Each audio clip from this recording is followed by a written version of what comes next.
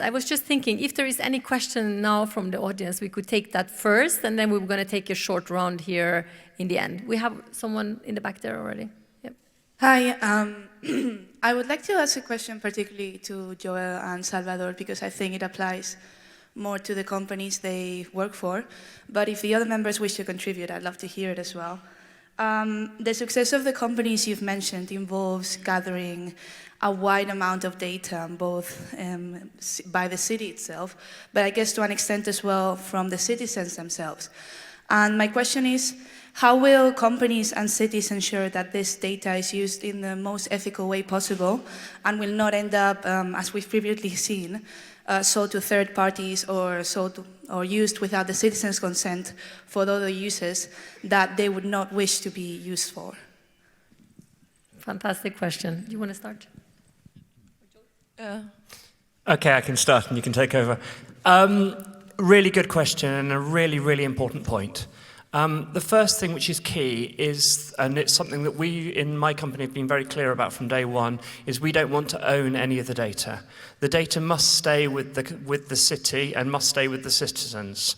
So first of all, we must be looking at how we're using the data and how the data is being used and being made generic. So we're not able to get down to the details of individuals.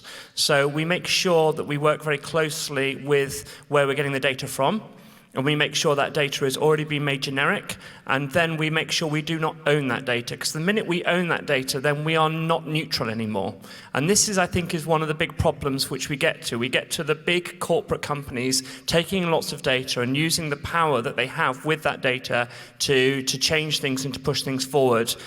If we always stay neutral parties and we are just looking at the data and helping the different cities to display that data, then it changes the balance. And as long as you're not the big Googles of the world or whoever else is owning that data and using that in your favor, or Facebook or whoever you want to call it, then the ethics kind of sort themselves out because you're not taking control. So that's the way we've tried to manage it. I'm sure there's many different ways, but we've been trying to look at it from this direction of making sure that the citizens are owning their own data. And also, you start to look at the engagement from the citizens so they can actually see the results of sharing that data with their councils, with whoever they're sharing it with, and how it's going to improve their lives. Most people are actually, I mean, yes, there are people who wouldn't want to share anything about themselves, but most people are quite happy to share data if they can see improvements to their lifestyle and the people around them if it's done in a very open way. So it's about keeping that transparency and about making sure who owns that data and who will continue to own that data in the future. Los datos son las administraciones, los que son los propietarios. Nosotros facilitamos con el uso de las herramientas y el avance de la tecnología, pues el manejo de esa información para dar un buen servicio, ¿vale? Has mencionado algo que es importante. Estamos hablando de los datos desde el punto de vista de la administración, pero sí que es cierto que hay que dar un paso, y el paso siguiente a difundir el dato es la colaboración ciudadana, el que el ciudadano participe con la administración y dé un feedback acerca de los servicios y de su situación en la ciudad, y que sea un sistema que se retroalimente para llevar a mejoras sustanciales, ¿vale? Entonces, ese es un punto importante, el que acabas de comentar, y el otro es el de la protección de datos. Aquí decirte que la mayoría de las empresas, yo hablo en el caso de ERRI, tenemos implementado la Ley de Protección de Datos, GDPR, que es bastante rigurosa en el trato y uso de la información. Entonces, lo único que te puedo decir es que seguimos la normativa, aplicamos la ley de protección de datos y nosotros no comercializamos con los datos en absoluto. O sea, nosotros somos un facilitador de tecnología para que las instituciones puedan gestionar y manejar esa información. Contestaré en castellano, que me resulta también un poquito más cómodo. En general, los sistemas de información por sí mismos no son ni buenos ni malos. Es decir, cuando tú, por ejemplo, implantas dentro de una Smart City o, por ejemplo, en nuestro caso, ¿no? en Global Omnium, dentro de lo que es una utility de agua, a gran escala un sistema de gestión de información, tanto de proceso como, por ejemplo, información que puede venir de abonado, esa información al detalle realmente tampoco te da un valor grande, ¿no? Entonces, el uso que se haga de él es el que la organización, en el caso de la ciudad va a hacer de ella. Pero sobre todo el valor que le va a sacar es un valor agregado. Es decir, al final no vas a, digamos, tener un beneficio corporativo individual. Es decir, evidentemente, dentro de la organización, bien sea una ciudad, bien sea una compañía privada, tienes que garantizar que no va a haber violaciones de lo que es la ley de seguridad de privacidad de datos, pero sobre todo lo que es el valor o el gran valor, igual que ocurre con los grandes gigantes de la información, lo encuentras en el agregado. Es decir, cuando tú quieres saber, por ejemplo, cuál es el flujo de tráfico en una calle, lo vas a encontrar en agregado, no si particular ciudadano ha pasado o no por allí, ¿no? Pero bueno, es eso, al final la ética realmente no está en los sistemas, está más bien en el uso y sobre todo al final en el propietario, que es la propia organización o la propia gestión de la ciudad. Gracias. I think it's a very interesting topic, and I wanted to. I have made some mention in my previous intervention. I wanted to go a little bit further. The ethical use of the data is very important when we are talking about artificial intelligence.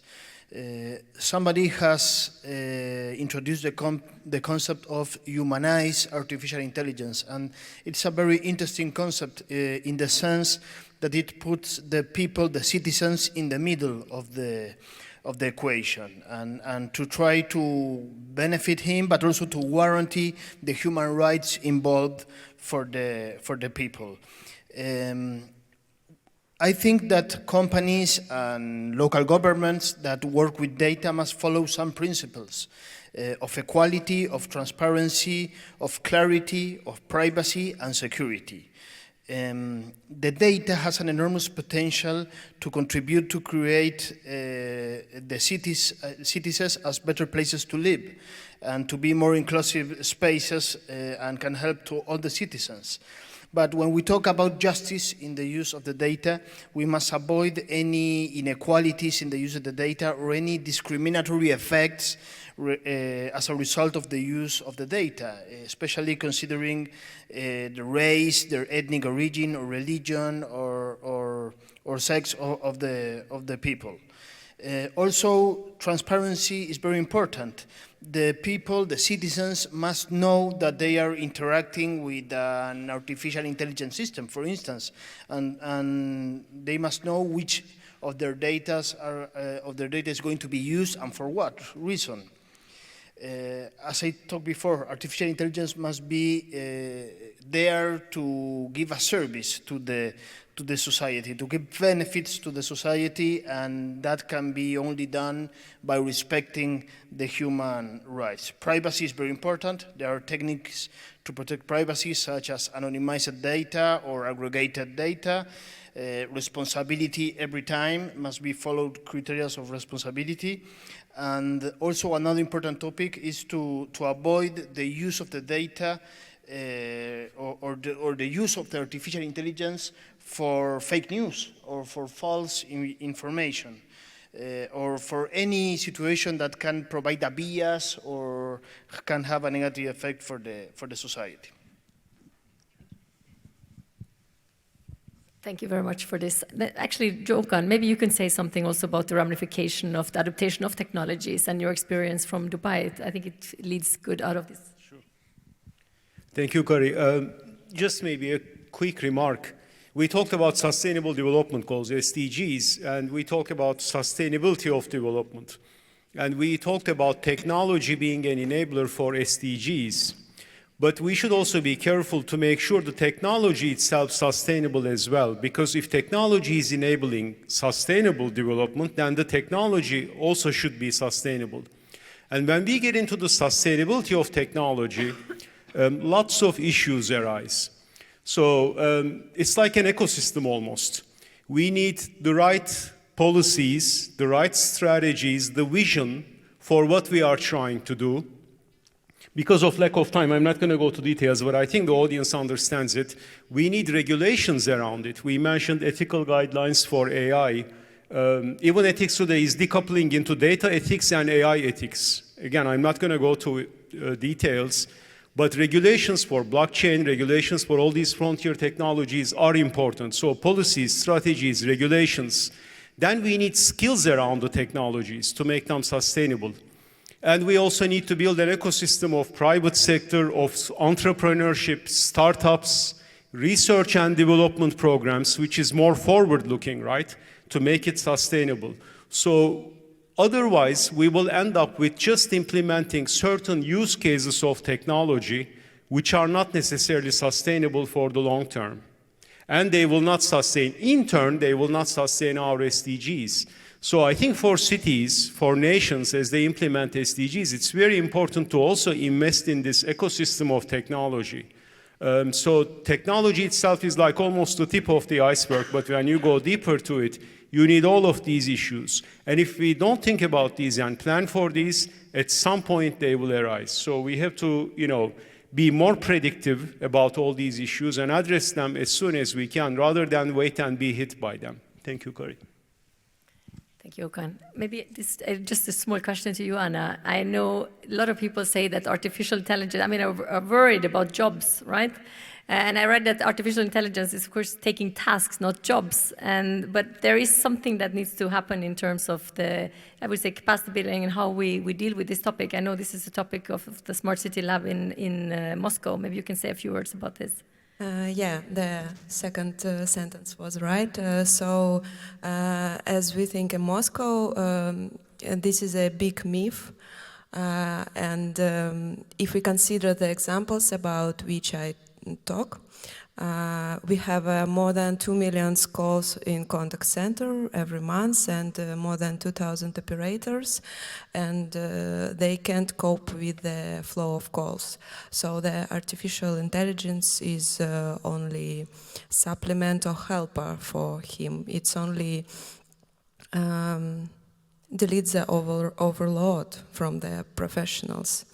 And the second example about cancer recognition system, the role of the doctor does not go away, because in any way doctor need to give a direction for analysis, analyze the results and make a particular diagnosis. So I can say that there is no layoffs or something like this. In our contact center, no one was fired due to development of digital technologies and artificial intelligence. So I like one sentence, robots work and humans chill. So thank you. Thank you, Anna. We have 5 minutes. Who wants to come with a question to this panel? Thank you. I'm Pontus Westerberg from UN Habitat. We work a lot with cities across the world. Really interesting panel, thank you. I was wondering, obviously there's a huge potential in the kinds of technologies that are being presented here. And it's really great to see the kind of application. But in terms of thinking of small and medium-sized cities in the global south, etc., what kind of skills do you think that they will need to acquire? What kind of people will they need to hire, etc., in order to be able to procure this technology, make use of it, etc., effectively? Thank you. I think one of the big points, first of all, is the technology needs to come closer to the people. We're so used to working in a world where new technologies come around and everybody needs to retrain, learn up how to use that technology, and you need to hire new people with new skill sets. Technology is developing so fast, and the interface between humans and technology I think, is going to be one of the key developments we see within the next 10 years. And I think what we need to be thinking about is not hiring new people, but making sure the technology allows the people we have within cities to use that technology. So we need to be making interfaces. I mean, we talk a lot in my company about GUIs, graphical user interfaces. We need to be making interfaces which are so intuitive, you don't have to go and read a manual, you don't have to go on a course, you don't need to have a huge skill sets to use it, but they are tools that everybody can use within their daily lives in the same way we pick up a phone, and the majority of us today can use a phone or an iPad or a tablet or whatever else, and it's just intuitive to us. So I think we need to shift that balance round, and rather than say, let's bring in loads of new peoples with different skill sets, let's start to use the people we've got and use the technology we've got and make that bridge between those two to really push things forward so we can really make these goals achievable for everybody and to find those steps which allow us to get there. So I think it's not just bringing in new people. Yes, there will be a bit of that, but it's really making sure that the technology comes to people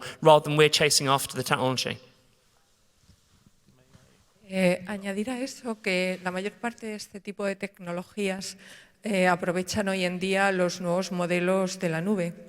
Entonces, es mucho más sencillo consumir un servicio de datos donde sí se necesita un expertise amplio sobre el problema que se quiere resolver y entender el dato que la tecnología en sí, porque hoy en día mediante aplicaciones muy sencillas es muy sencillo poner a disposición del ciudadano pues toda esa información. Yo te diría que lo más importante es entender la información y estar alineado con el problema que se quiere resolver. Eso es lo más dificultoso. En ciudades pequeñas y medianas, pero sobre todo pequeñas, hay un problema de falta, ya no de expertos que sepan entender, digamos, cuáles son las necesidades en cuanto a alta digitalización, ¿no? Inteligencia artificial o analítica avanzada, sino que incluso faltan expertos IT más o menos básicos. Es decir, ¿cuál es el problema derivado de esto? No es que no sepan mantener los servidores, es que realmente no se sabe manejar la información que ya se tiene dentro de la propia ciudad y que es un activo de la propia ciudad. Entonces, activar eso, llevar eso a cabo, es un problema grave que esas ciudades pequeñas muchas veces llevan a cabo. Por supuesto, si no se tiene esto, no se tiene un plan estratégico de transformación. Si no se tiene un plan estratégico de transformación, no sabes hacia dónde ir, entonces al final acometes pilotos, acometes proyectos pequeños que no acaban cuajando o que acaban siendo frustrantes, tanto para quien los implementa como para la propia ciudad, que siente que está tirando el dinero y que realmente no puede hacer ver a la ciudadanía que esa inversión se está llevando a cabo. A eso solamente añadir una cosa. En España tenemos diputaciones y el fin de las diputaciones es precisamente poder cubrir esas necesidades de municipios donde no son lo suficientemente grandes como para que tengan los recursos y abordar los mismos problemas porque tienen los mismos que una ciudad grande. Entonces, yo creo que esta mañana se ha hablado de la Agenda 2030, tenemos una estructura de gobierno multicompetencial, entonces yo lo que te diría también que hay un punto importante de colaboración y de planes transversales y sectoriales y de un mayor liderazgo por parte de la Administración para poder abordar este cambio del que estamos hablando de transformación. Thank you very much. And I think that's the essence of having U4SCC, right? That cities can work together, small and big and large cities, to really work on all these issues together and share this information. With that, I would like to thank the panelists and the audience for this session. I think we're good in time. And yeah, thank you very much.